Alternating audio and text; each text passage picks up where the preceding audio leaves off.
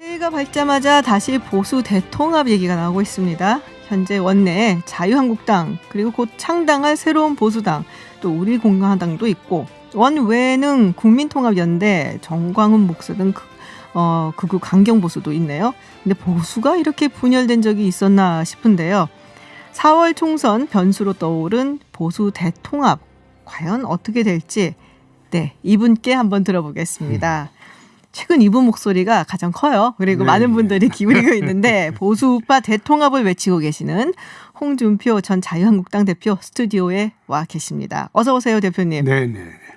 한 3개월 만에 뵙는 것 같아요. 그렇습니다. 네. 100분 토론 때 네네. 뵙죠. 네, 그때 뵙고 그때 엄청났습니다. 인기가. 재미있게 했죠. 네, 대표님 덕분에 시청률도 아주 그냥 굉장히 잘 나왔고. 아니, 그게 제 덕분이 아니고 유시민 이사장이 참 재미있는 사람이죠. 아, 그럼요. 두 예, 분의 예. 또 케미가 워낙 돋보여서 저희가 항상 약간 레전드처럼 이렇게 여기고 있는데 지금 대표님 오셔갖고 유튜브 창에 굉장히 글이 많이 올라오고 있어요. 네, 빨간 니트 너무 잘 어울린다라는 이야기도 있고요.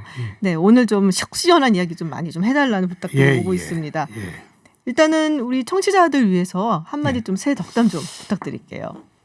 이제 그 새해가 되면 전부 이제 희망에 차서 참 좋은 일만 생각을 하게 되는데 금년도에는 워낙 서민 경제가 나빠지고 민생이 어려워지니까 정치하는 저희들이 몸둘 바를 모르겠습니다. 네. 어떻게 이제 새해부터는 나라가 좀 정상적으로 흘러갔으면 참 좋겠다. 그런 바람을 가져봅니다. 네, 알겠습니다. 지금 홍준표 전 대표 지금 저희가 스튜디오에 모셨는데요. 혹시 궁금하신 점 있으면 50원의 유료 문자 샵 0951 그리고 TBS 앱으로 보내주십시오. 제가 대신 한번 질문을 드리겠습니다. 자유한국당 이야기를 안 할 수가 없죠. 대표님 오셨으니까. 네, 현재 상황 어떻게 보고 계세요? 지금 선거법도 어쨌든 반대를 했지만 통과가 됐고 공수처법도 통과가 됐고 자유한국당 또 입장에서는 이렇게 허망하게 내줬냐라고 이야기들을 할 수가 있을 것 같은데 지금 자유한국당 지도부 황교안 대표 그리고 심재철 원내대표 그리고 굳이 따지자면 나경원 전 원내대표까지 무슨 말씀을 좀 하시고 싶으실지 궁금해요. 지금 상황을 보시면서. 새해 들어와서는 당 이야기를 좀 안 하려고 합니다. 아유, 그러세요? 왜 그런가 하면 새해부터는 이제 총선이 시작이 되고 가능하면 밝은 얘기, 희망적인 얘기를 하려고 하는데 선거법 통과되고 공수처법 통과되는 건 이거는 참으로 유감스럽습니다. 공수처법은 그렇습니다. 네. 이 법의 당부를 떠나서 이 정부 조직법이거든요. 네. 정부 조직법인데 정권을 잡은 사람이 정부 조직을 이렇게 한번 운영하겠다. 그렇게 이제 국민들에게 공약을 하고 출범을 했기 때문에 독소 조항만 좀 빼고 합의를 보는 게 좋지 않느냐. 마지막에 들어간 독소 조항이요. 제가 황 대표 단식장에 가서 이 정부 조직법이다. 정권이 넘어갔지 않느냐. 네네. 저 사람들이 운영하겠다고 하니까 독소 조항만 빼고 합의를 봐주고 민주당도 공수처법을 가장 중시하고 선거법은 민주당도 그거 통과되기 싫어합니다. 여러 가지 좀 당내에서도 그렇죠. 분열이 있었죠. 그런데 지금 다른 소수 정당의 협조를 받아야 되니까 거기 발목이 묶여서 공수처법 때문에 발목이 묶였다. 그러니까 선거법은 연동형 비례대표자라는 거 이거는 상식 밖의 선거제도입니다. 그래서 이거는 아니다. 이거는 막아라. 그러면 민주당도 명분이 있을 것이다. 그렇게 했는데 그 당시에 이제 둘 다 맞겠다고 사실 억지를 부린 것이죠.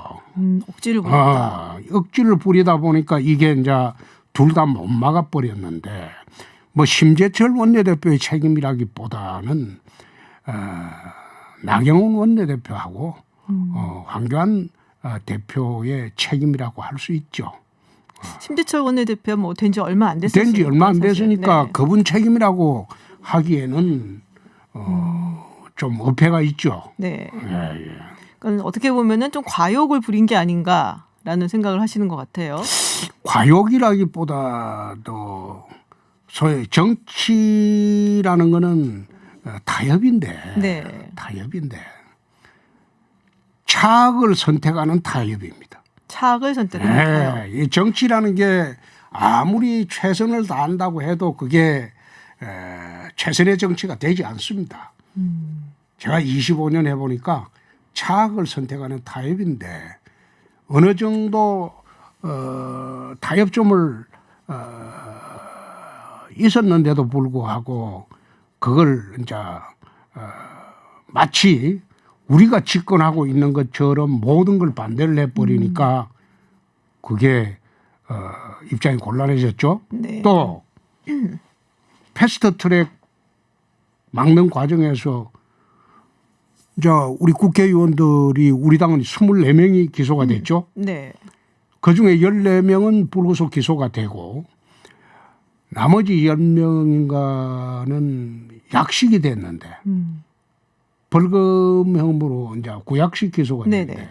이게 이제 좀 그 우리 당 의원들이 모르는 부분이 있는 게 네. 구약식 기소됐다고 해서 벌금형이 끝나는 게 아니에요. 법원의 판사가 보고 네. 이것은 벌금형을 하는 게 부적당하다고 하면 부심판으로 넘겨버립니다. 아, 그렇군요. 네? 좀 더 기다려봐야 되는 거네요. 그게 네. 절차가 우선 그게 하나 남아 있고 약식으로 넘어간 분들도 그 절차가 하나 남아 있어요. 네.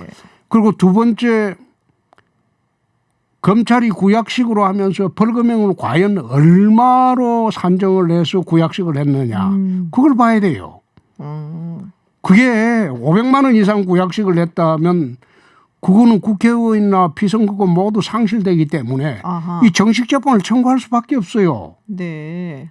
그러니까 지금 벌금형으로 끝났다는 게 아니고 아직은 법원에서 어떻게 할지 그걸 지켜봐야 됩니다. 그렇군요. 그래서 제가 공수처법하고 그 선거법 이걸 타협하라고 할 때는 네네. 의원들의 신상을 고려한 겁니다. 이게 출발이 연동형 비례대표제하고 공수처법 이게 패스트 트랙 때문에 문제가 생겼기 때문에 네. 공수처법을 독소조항 빼고 넘겨주고 선거법을 갖다가 민주당하고 타협을 하게 되면 이게 전부 이제 무산이 되는 거 아니에요. 그렇기 때문에 그 원인이 됐던 다툼 이것도 없어지니까 검찰이 기소할 명분이 없어져 버리는 거예요. 그래서 내가 고심 끝에 황 대표 그 찾아가 가지고 국회의원들 살려야 된다. 국회의원들이 무슨 죄가 있느냐. 에? 원내대표하고 당대표가 그거 앞장 세웠기 때문에 네. 따라간 거 아니냐. 그러니까 책임을 지려면 두 사람이 지고 나머지 국회의원들은 살리기 위해서는 이런 식으로 타협을 해야 된다. 그렇게 하면 검찰에서 기소를 하려고 해도 원래 그 패스트트랙 태웠던 그 원인이 되는 게 타결이 돼 버리면 네네.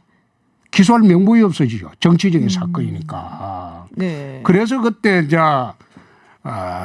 제가 그 타협을 하라고 했던 것인데 아따 그 타협하라고 하고 난 뒤에 우리 지지자들이 얼마나 저를 비난을 하는지 나 참 어이가 없어서 그 뜻도 모르고 지금 상황이 돼 버리니까 뺏길 거 다 뺏기고 네. 또 의원들은 기소당해 가지고 나는 그 기소당한 사람이 무죄라고 주장을 하고 있는데 법원에서 어떻게 판단할지 모르지만은 나는 그게 동영상에 다 나와 있기 때문에 네. 아마 무죄되기 어려울 거예요. 응? 그럼 대표님은 약간 자유한국당 국회의원들의 신상을 생각을 하셔서 그거까지 생각을 했죠. 그러니까 서운하셨을 것 같아요. 그 신상도 생각하고 네. 공수처법은 독소 조항이 다 들어간 채로 넘어가 버렸잖아요. 응? 그렇죠. 말하자면 공수처법의 그 독소 조항 중에 하나가 공수처장이 검찰총장한테 사건 넘기라 하면 넘겨야 된다. 그 조항이 네네. 있습니다. 그 말이 안 되는 게 공수처장은 기껏해야 차관급입니다. 그리고 검찰총장은 헌법에 있어요. 장관급입니다. 헌법에 있는 사정의 총수가 헌법의 하위법인 법률에 있는 차관급 공수처장한테 지휘를 받아야 돼요. 그건 위헌이죠. 그래서 그런 조항을 빼라. 네. 빼고 해라. 그래 이야기를 했는데 그것까지 이제 원안이 다 넘어가 버렸으니까. 그러니까 정말로 치명적인 실수를 하게 된 거죠. 그렇군요. 지금 질문이 근데 하나 들어왔어요. 지금 홍 대표님 생각도 지금 현재 뭐 한기현 대표라든지 또 여러 자유한국당 의원들 그리고 원외에서는 또 뭐 정광훈 목사도 있고 생각들이 조금씩 다른데 보수 통합에 대한 의견은 같잖아요. 홍 대표님은 어떻게 해야 된다고 생각을 하시는 거예요? 보수 통합이라는 네. 게 저희들이 이제 저도 이제 국민통합연대라고 창립을 네네. 할 때 갔는데 한국 보수 집단들이 분열이 시작이 된 게 언제부터인가 하면 2007년도입니다. 2007년도 네. 그렇게 오래됐나요? 2007년도에 당선 당시인데. 네. 이명박 박근혜가 내부 경선을 붙을 그렇죠. 때 예. 친박 친이가 갈라지면서 이제 보수 진영이 분열이 되기 시작했어요. 네네. 나는 친박 친이도 아니죠. 항상 마이웨이 가시나요? 그게 난 개파에 안 들어가니까요. 근데 친박 친이가 갈라지면서 분열이 되기 시작했다가 이명박 대통령이 되고 난 뒤에 이제 친박으로부터 장관 추천까지 받았어요. 그때는 네.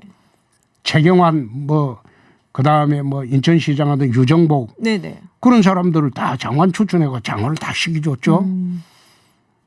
이명박 대통령은 그나마 되자마자 공천할 때는 문제가 있었지만 공천 끝난 직후에 친이 친박을 하나로 끌고 갔어요. 근데 박근혜 대통령이 들어오고 난 뒤에 친박 일색으로 가버렸죠. 네네. 네? 그러고 난 뒤에 2016년도 공천할 때는 거의 비박은 학살하려고 되더랬죠.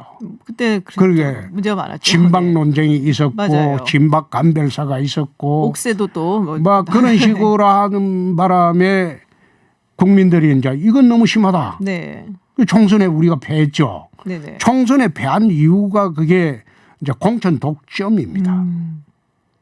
그래서 이제 그 당시에 이제는 친이 친박이 아니고 친박 비박으로 갈라져 버렸죠. 그때부터 네. 그 말이 나왔네요. 그러고 보니까 친박 비박. 그렇죠. 네. 옛날에 동인 서인 남인 북인 조선시대 당정처럼 예. 그래 갈라져 버렸죠. 친박 비박으로. 네. 그래가지고 당을 하나로 만들지 못하는 바람에 결국은 탄핵 국면에 가서 비박들이 등을 돌리게 되죠. 예? 그렇죠. 그러니까 이게 보수 분열이 결국은 탄핵 정국을 초래하게 됐고 탄핵 이후에 지금 3년인데 3년 동안 서로 손가락질하면서 네 책임이다 내 책임이다 네. 손가락질한다. 그러니까 이런 식으로 분열이 되게 된 원인이 2007년부터 있었어요. 되게 오래됐네요. 네. 그러면 고리. 그래서 이걸 하나로 만들 수밖에 없지 않느냐. 이제는 하나가 돼야지 소위 좌파 정권에 대항할 수 있지 않느냐. 그래서 보수 통합을 하자. 근데 또 중도에 있는 분들이 보기에는 너무 오른쪽에 가 있는 분들도 계시거든요. 뭐 극우다라는 얘기가 나오는 그렇습니다. 정도로. 그분들이 이쪽으로 조금 약간은 이제 중간으로 와줄지 만약에 안 와준다 그러면은 이 뭐랄까 스탠스 자체를 자유한국당 포함해서 보수가 조금 중간 쪽으로 옮겨야 되지 않겠냐. 그래 확장해야 되지 않겠냐는 얘기도 나오거든요. 그게 네. 극우라는 말은 우리나라에서 너무 쉽게 사용하는데 네네. 우리나라에는 극우 세력이 없어요. 극우라는 건 전체주의입니다. 이탈리아 파시스트처럼 네. 전체주의를 극우라고 하고 우리나라는 극우 세력은 없습니다. 그런데 그걸 극우라는 용어로 매도를 하는 건 잘못됐다. 정광훈 목사님이나 이런 분들이 주최하는 나는 집회 뭐 이런 거 극우라고 어떻게 보세요? 보기보다는 네. 우파 세력 중에 가장 오른쪽에 가 있는 그런 사람이죠.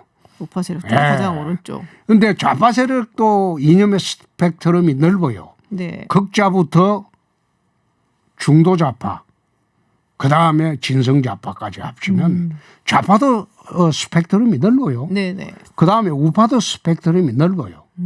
그래서 이걸 당의 스펙트럼을 우파의 스펙트럼을 가지면 되지. 그걸 그렇게 따질 필요는 없다. 왜냐면 질문이 들어오거든요. 지금 2591님 뭐 보수대 통합 이야기하는데 공감하기 어려운 극단 세력까지 통합되어야 하는가? 그 얘기들 질문이 지금 좀 많이 그러니까 들어왔어요. 내 이야기는 네. 나는 그분들을 극단 세력으로는 보지 않는다 이 말이에요. 네. 예? 한국 사회는 극단에 있어도 극우는 없어요. 극우라는 것은 전체주의입니다. 네. 표현이 잘못된 거예요. 그래서 파시스트 세력이다. 예. 정광훈 목사님 같은 경우도 저도 이제 10월 3일 집회에 연사로 딱 한 번 나가봤어요. 네네. 나가봤는데 집회 과정에서 좀 과격한 은사를 쓰죠. 네네. 과격한 은사를 쓴다고 해서 그걸 거구 세력으로 몰아가서는 안 되죠. 지난 탄핵 때 촛불 시위할 때 얼마나 과격한 은사가 많이 나왔습니까? 그때 나와 있는 과격한 은사는 방송에서 말하기가 어려울 정도로 과격한 은사 많이 나왔어요. 근데 그걸 극좌라고 봤습니까? 그렇게 보지 않죠. 자기 주장을 좀 과도한 형용사로 사용해서 이야기한다는 것 뿐이지 그것을 극으로 보기는 어렵죠. 그렇군요. 네. 이 보수 대통합 얘기가 나와갖고 질문들이 많이 들어오는데 자 안철수 전 대표 귀국한다잖아요. 홍 대표님 보시기에는 어떻게 보세요? 그냥 한번 보수인지 진보인지 모르겠다고 하셨는데 어디로 가야 된다고 보십니까? 내 이야기를 그랬죠. 네네. 지난 대선 때 나무도 아닌 것이 풀도 그러니까요. 아닌 것이 윤선도 오후가에 나오고. 네네. 그런데 지난 8월에 이제 이런 일이 있었어요. 어느 분이 이제 아주 경륜이 있는 이론가입니다. 네. 정치 전문가고 찾아오셔가지고 문 대통령이 나라를 이렇게까지 끌고 갈 줄은 몰랐다. 그래서 나라를 바로 세우려면 지난 대선 때 2, 3, 4등 한 사람이 뭉쳐야 될 것 아니냐. 2, 3, 4등을 뭉치니까 52%가 되더라. 문 대통령이 그 탄핵 와중에서도 41%밖에 얻지 못했습니다. 그래서 지난 대선 때 2, 3, 4등을 했던 사람이 하나로 뭉쳐가지고 총선에 임해야 될 것 아니냐. 그러면 이제 홍준표 대표님, 안철수 대표 그리고 유승민 의원 이렇게 그렇습니다. 네. 예, 그런 식으로 이제 제안을 하면서 네. 새 정당을 만들 때 중도 보수 세력들 뭉치는 정당을 만들 때 총선까지는 반문연대로 가고 총선 이후에 미국식으로 하자. 미국식으로 그러면 어떻게 해요? 정당 대표가 없는 거죠. 아. 원내대표만 두고 네네. 그다음에 거의 1년 동안 전국을 돌면서 토론회 개최하고 타운홀 미팅처럼. 그런 식으로 해서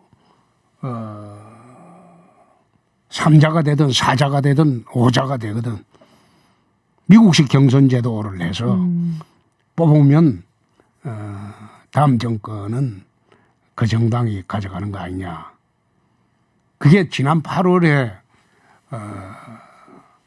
어떤 정책 전문가가 와서 했던 제안입니다. 제안인데 저는 안철수 대표가 그 사이 많이 성숙했겠죠. 독일서 가서 네네. 이제 공부를 했고 지금 뭐 그 나이에 공부한다고 해서 지식이 더 넓어지고 하기는 안 되겠죠. 왜 그러세요? 그러니까 사고의 폭이 좀 네. 넓어졌겠죠. 그리고 많이 성숙했겠죠.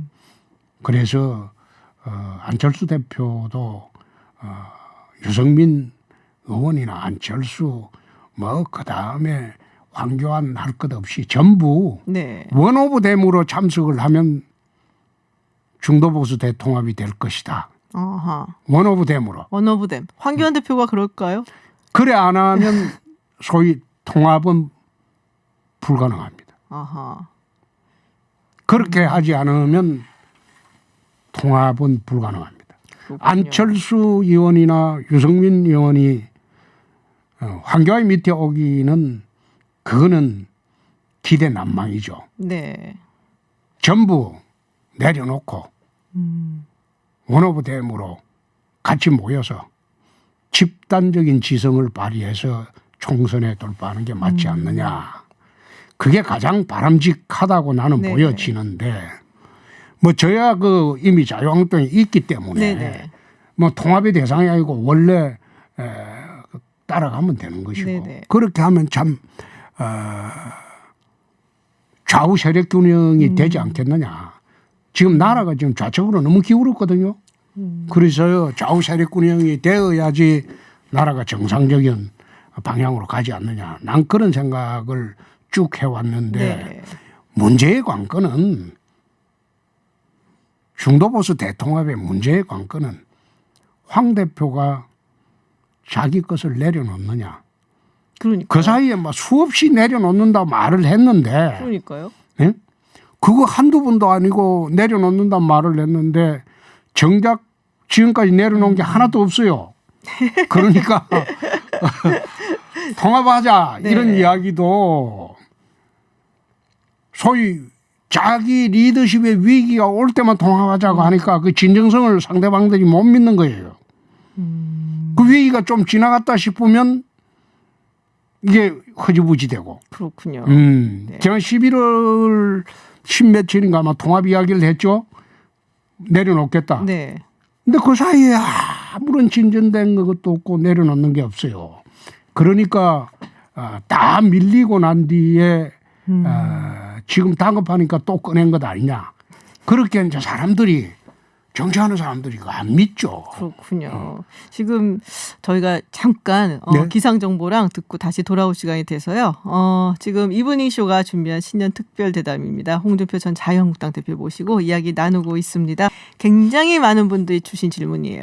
네. 0224님 대표에서 올 총선 나가시는데 나가면 어느 지역구로 나가시는지 비례자유한국당이겠죠. 비례자유한국당을 가시는 건 아니죠. 지금 뭐 6915님, 발키리님 많은 분들이 질문을 주셨어요.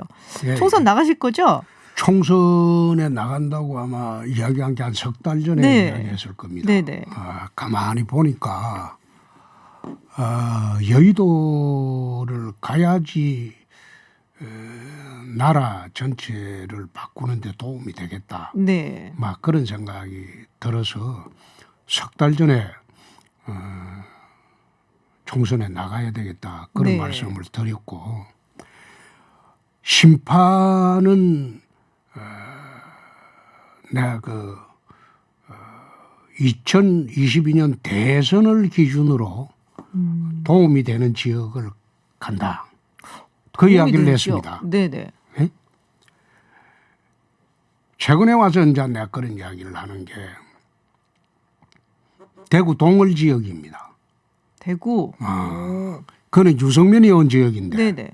통합이 안 되면 어차피 유승민 의원이 다음 대선에 나올 것이기 때문에 TK 분열 방지를 위해서 유승민 의원을 이번에 좀 주저앉혀야 되지 않을까. 오. 그런 생각이 우선 들고 네네. 두 번째가 PK 지역입니다. PK 지역. PK 지역을 보면 대한민국 인구 구조를 보면 광주, 전남, 전북 합치면 호남이 450만 명입니다. 대구, 경북이 500만 명입니다. 부산, 울산, 경남이 불경 PK 네네. 지역이 840만 명입니다. 영남 지역이 뭐 2배가 넘네요. 호남 지역. 3배 정도 네. 되죠. 근데 수도권에 이제 호남 분들이 많이 네네. 사니까.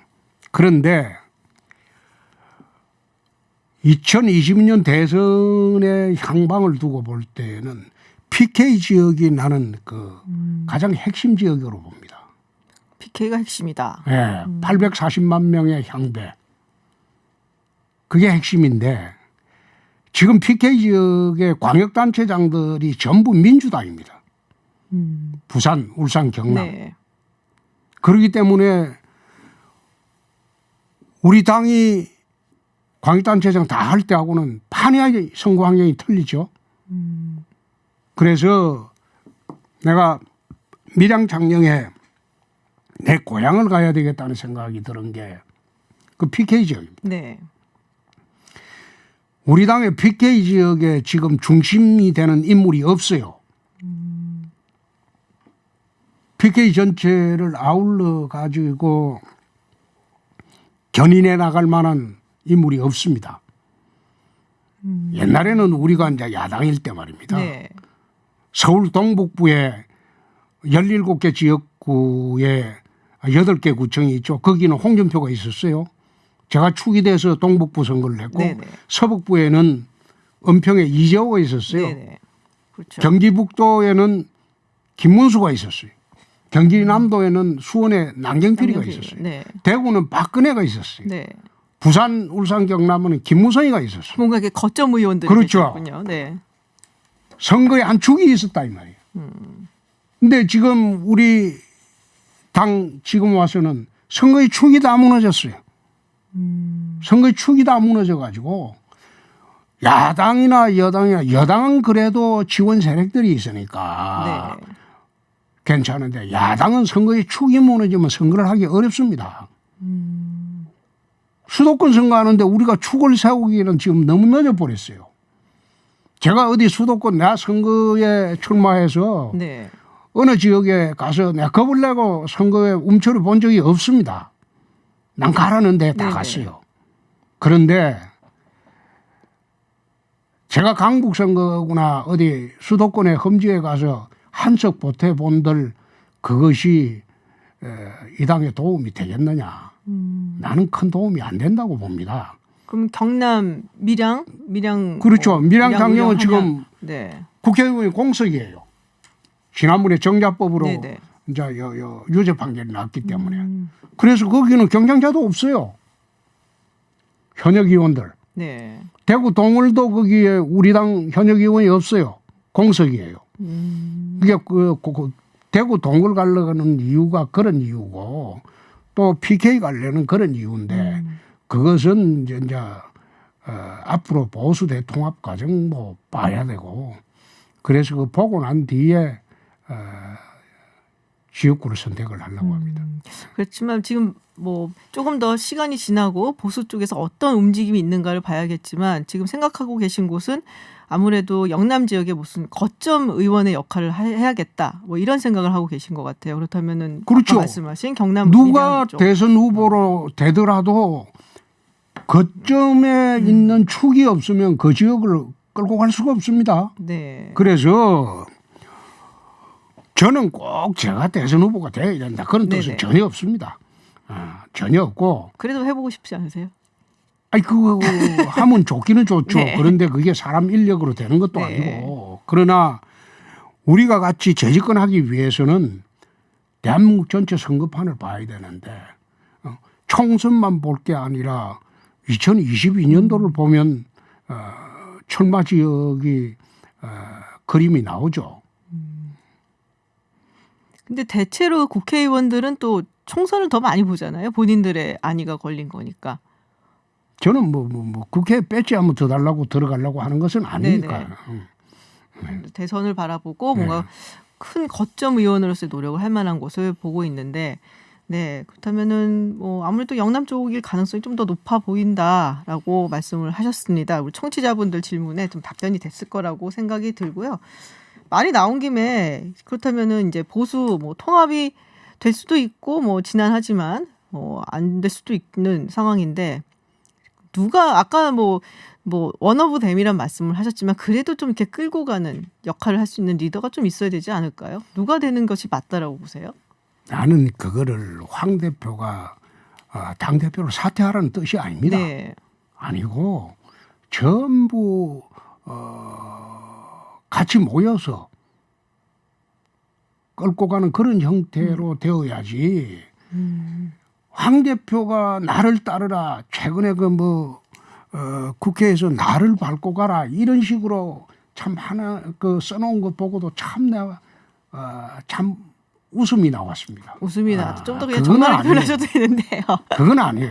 예. 어떤 의미에서 아닌가요? 응? 그런 얘기를 들으면은 아니죠. 네. 쓰려면 우리를 밟고 가라고 해야죠. 응? 어떻게 우리를 밟고 가라.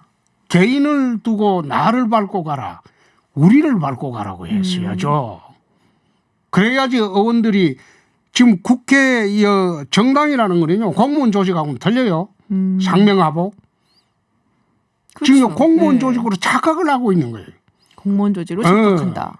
그러니까 정당이라는 게 공감이 안 되면 따라오질 않아요.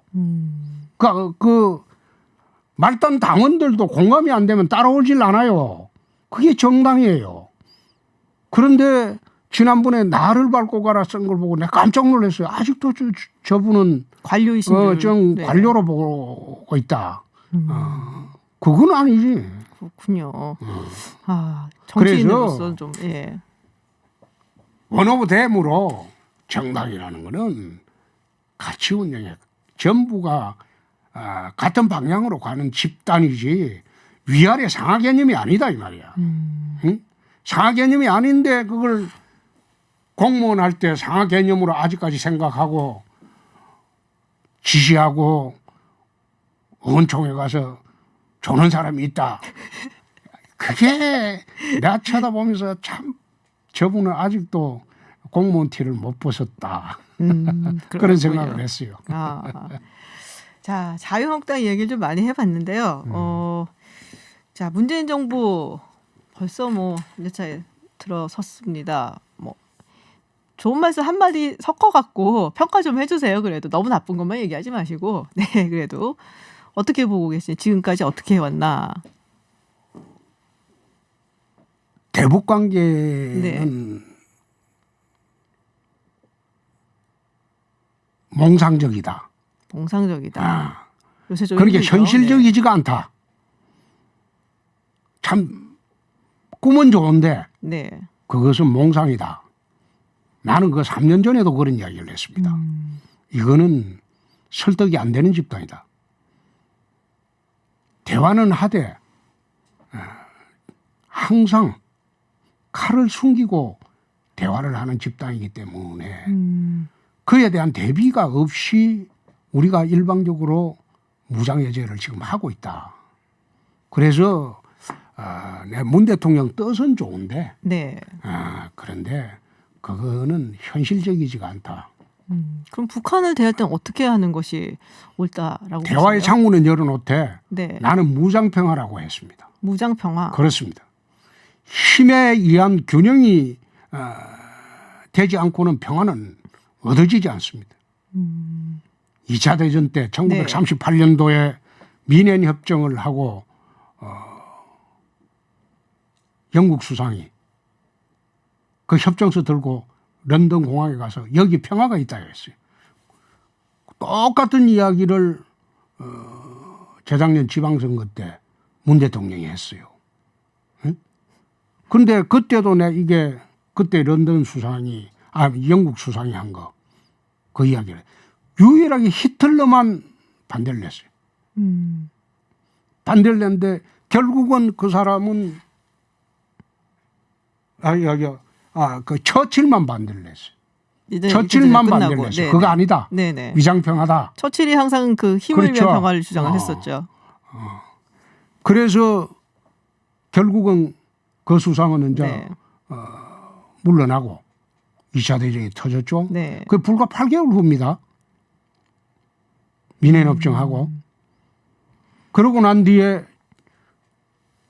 그래 비난을 하고 국민 지지 5%도 안 되던 처칠이 수상에 대해서 2차 대전을 치릅니다. 내 이야기는 뭔가 하면 대화의 끈은 그대로 가지고 있대.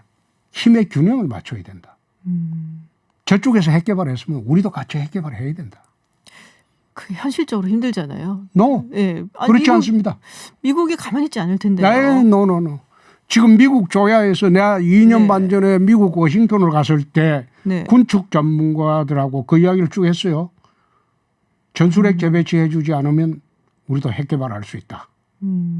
그때 어느 군축 전문가, 그 군축 그 차관보 출신일 겁니다. 비웃으면서 그러길래 NPT 10조에 보면 자위를 위해서 NPT 탈퇴할 수 있다는 조항이 있다. 우리 핵 개발할 능력이 있다. 플루토늄도 지금 하면 재처리만 하면 1년만 하면 500기 이상 많으면 1000기의 핵 개발도 바로 할 수 있다. 기술도 있다. 돈도 있다. 그리고 우리가 핵 개발하면 당신들이 우리 경제 제재할 거냐? 북한처럼 우리 제재가 가능하리라고 보느냐? 우리는 세계 10대 경제 강국이다. 우리를 제재하면 당신 나라 경제에도 타격이 크게 온다. 한번 해볼래? 그러니까 그 미국 조야에서 더 이상 질문을 안 했어요.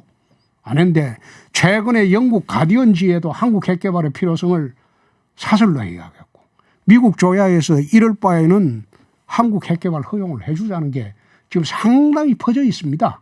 근데 이게 한국이 핵 개발을 하면은 막 일본도 같이 핵 개발을 하면서 일본은 지금 핵 개발을 하는 순간 네. 1년에 6,000기를 개발할 수 있어요. 그러니까요. 그래서 이게 동북아에서 너무 위험해지지 않겠냐. 동북아시아에 위험해진다고 나는 그런 이야기 하는데 네. 참 우스운 소리가. 자, 중국이 핵 개발했을 때 인도가 했죠?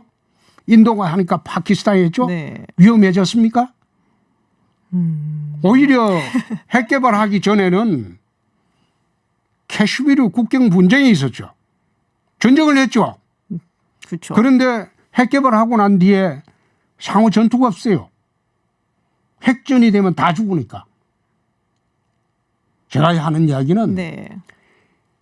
핵 개발을 해갖고 동북아시아의 핵 도미노 현상 뭐 어쩌 겁을 내는데 문제의 소재는 나토의 6개국의 전술핵을 재배치를 했어요. 그쵸. 그때 독일의 슈레든가 그 사람이 네. 전술핵을 배치 안 해주면 우리는 핵 개발하겠다고 그랬어요. 그래서 미국이 전술핵 재배치를 해줬어요. 독일, 네. 벨기에, 뭐 네덜란드, 그 다음에 터키. 그런데 지금 유럽 전선보다 더 위험한 게 한국입니다. 유럽은 러시아는 통제 가능한 국가지만 네. 북한은 통제가 안 되는 국가예요. 그래서 한국도 핵무장은 진지하게 고려를 해야 된다라는 말씀이시고요. 지금 안 할 수가 없을 거예요. 미국도 거기에 동의 안 할 수가 없을 거예요. 어떻게 보면 지금이 기회다라는 말씀이시긴 한데 제가 아는 미국 지인들은 다들 고개를 흘려갖고 한번 요 고개를 흘리는 게 아니고 확인 좀 해봐야 될 것 같아요. 그렇게 소위 한국 사이에 네. 먹물들었다는 사람들이 책상 위에서 엉터리 없는 망상을 하고 하니까 나라가 힘들어지는 겁니다. 난 그거 쳐다보면서 평화가 경제다, 평화가 돈이다. 네. 그 매일 갈취를 당하잖아요. 어떻게 북한의 어린애한테 그래 갖다 바치고 어떻게 그 한번 생각해 보세요. 백두산에 지금 100말 타고 올라가면 쇼하는 애한테 그 돈 갖다 바치는 그리고 미국 트럼프도 지금 앉아서 꼼짝 못하는 그런 상태인데 왜 현실을 직시하지 않고 난 그거 쳐다보면서 참 저런 사람들 때문에 나라 망친다. 좀 굉장히 답답하신 것 같아요. 안보 답답한 게 문제에 아니고 있어서. 네. 소위 겉멋만 들은 네. 식자청들 때문에 현실적으로 나라가 어려워지는 겁니다. 그렇군요. 더 들어야 될 말씀이 많은데 시간이 또 모자라갖고 저희가 시민 인터뷰가 있어요. 사실은 시민들이 여야에 바라는 이야기가 뭔지 저희가 또 인터뷰를 해본 게 있어서 이것도 좀 들려드려야 될 것 같아서 네. 홍 대표님하고의 인터뷰는 오늘은 여기서 마쳐야 될 것 같은데요. 네. 하고 싶은 말씀 더 많으시잖아요. 한 번 더 나오세요. 아니 연초에 아니잖아요. 나와서 괜히 네. 퇴근 시간에 이거 좀 열을 냈네요. 네, 그러니까 다음에 하여튼 한 번 더 편안하게 들어 나오셔갖고 예. 주셨기를 저는 바랍니다. 아유, 뭐 팬도 네. 굉장히 많으십니다. 한 번 더 나오셔서 또 못다한 이야기도 하고 또 네, 즐겁게 또 담화도 나누고 그때 저희가 또 신청곡도 노래를 틀어드리도록 하겠습니다. 감사합니다. 네, 홍 대표님 오늘 함께해 주셔서 감사드리고요. 새해 복 많이 받으시고요. 돌아가시기 편하게 돌아가시기 바랍니다. 고맙습니다. 고맙습니다.